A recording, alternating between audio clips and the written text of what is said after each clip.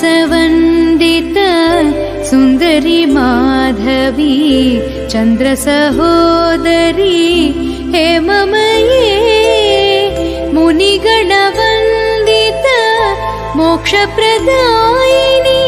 मञ्जुलभाषिणी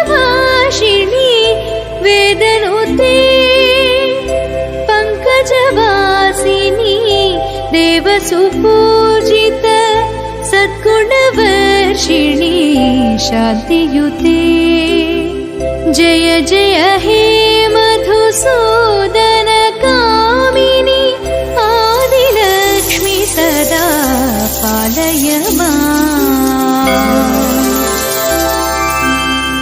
I कलिकल्मष नाशरि Kamini वैदिकरूपिणी वेदमये क्षीरसमु